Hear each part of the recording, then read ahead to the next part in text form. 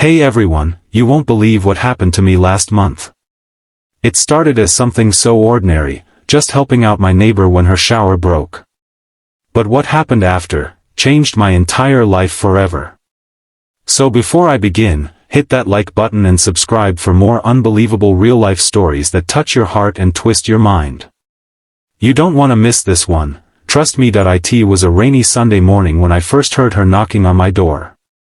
Her name was Clara, my next-door neighbor.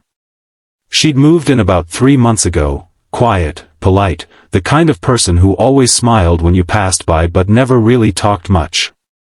I was halfway through making coffee when I opened the door and saw her standing there, holding a towel around her shoulders, her hair dripping wet, and a worried look on her face. "Hey, sorry to bother you," she said, slightly embarrassed. "My shower just broke in the middle of everything, and I've got soap all over me. Could I maybe just use yours really quick?" Now, I didn't really know her that well, but she looked genuinely desperate. I could tell she was freezing. So, I hesitated for a second, then nodded.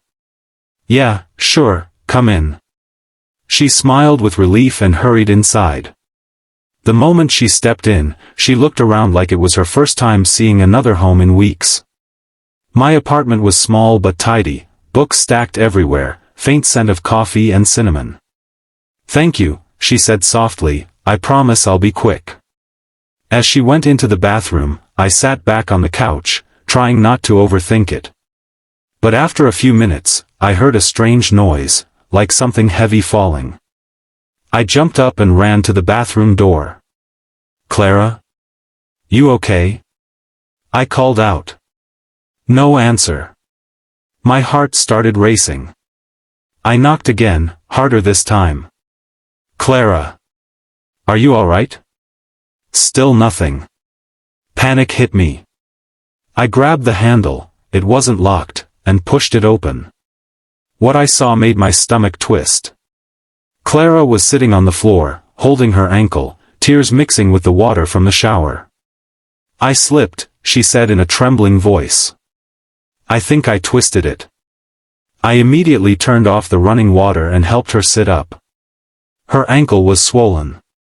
She tried to laugh it off, but I could see the pain in her eyes. "I'm so sorry," she muttered, embarrassed beyond words. "It's fine," I said, wrapping a towel around her shoulders. "You need ice." That's how it began, me helping her into the living room, fetching ice, wrapping her foot in a towel. She looked around my apartment, shy but curious, like she was seeing a different world. "You read a lot," she said with a faint smile, glancing at my bookshelves. "I guess I do," I replied, trying to lighten the mood. "Keeps me out of trouble." That made her laugh, a soft, genuine sound that somehow felt like music. From that day, things changed. Over the next few days, I checked in on her, made sure she was okay. She told me she lived alone, just like me. She'd recently moved from another city after a bad breakup and was trying to start over. There was something about her, a mix of sadness and warmth, that made me want to protect her. One evening, she knocked again, this time with a smile and 2 mugs of hot chocolate. For the hero who saved the day, she joked. We talked for hours that night. About everything, life, heartbreak, dreams we'd given up on. There was a quiet comfort between us, like 2 souls who'd been wandering too long finally finding company. But as days passed, I started noticing strange things. One morning, I found my front door slightly open even though I was sure I'd locked it. Another night, I heard faint footsteps outside my apartment after midnight. I thought it was just my imagination, until I found Clara's bracelet on my porch the next day. I asked her about it, but she looked startled, almost scared. "Oh, that must have fallen when I left your place the other night," she said quickly, but her tone didn't sound convincing. Something felt off, but I couldn't quite put my finger on it. I wanted to trust her, yet part of me wondered if I really knew who she was at all. That night, I couldn't sleep. Rain tapped against my window, thunder rumbling in the distance. My phone buzzed, a message from Clara. Can I come over? Please.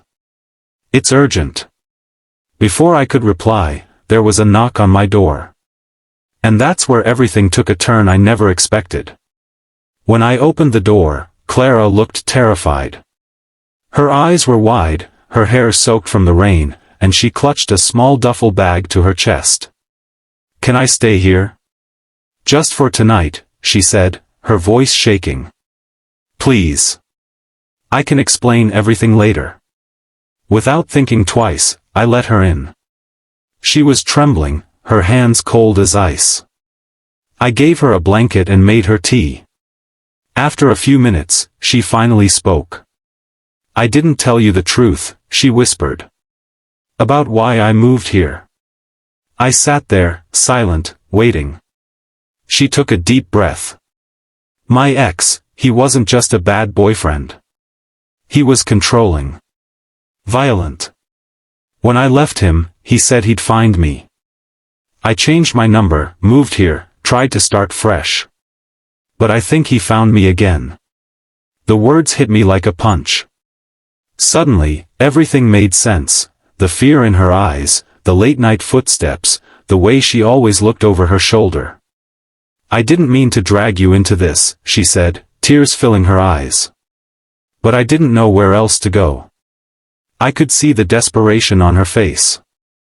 And in that moment, I knew, whatever danger she was in, I wasn't letting her face it alone. I told her to stay the night and that I'd call the police in the morning. But the night wasn't over yet. Around 2 a.m., I woke to a sound, soft but unmistakable, like someone trying to open my front door. I got up quietly, heart pounding.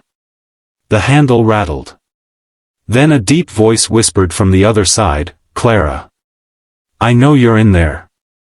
Clara froze. Her face went pale. It's him, she whispered. Without thinking, I grabbed my phone and called 911. The next few minutes felt like hours, the banging got louder, the voice more aggressive. You can't hide from me. When the police finally arrived, the man was gone. They searched the area, took our statements, and promised to keep watch. Clara sat beside me, shaking. I held her hand until she finally fell asleep on the couch, exhausted from fear.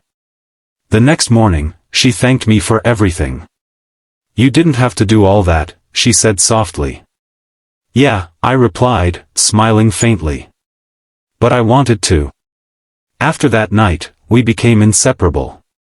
We helped each other heal, her from her past, me from my loneliness. Weeks turned into months. She started laughing again, painting again, living again. Then one day, she handed me a small box. Inside was the bracelet I'd found on my porch, now repaired and shining. You kept me safe when I thought I'd never feel safe again, she said. I want you to keep this, so you'll never forget what kindness can do. I smiled, speechless. But inside, I knew the truth, helping her had changed my life more than it had changed hers. Because sometimes, life doesn't give us big heroic moments. It gives us small chances, to open a door, to offer warmth, to listen, and in those moments, everything changes. If that story touched your heart, don't forget to hit like, subscribe, and turn on the bell icon so you never miss more emotional real-life stories like this one. Because sometimes, the simplest act of kindness can rewrite someone's life, and maybe even your own.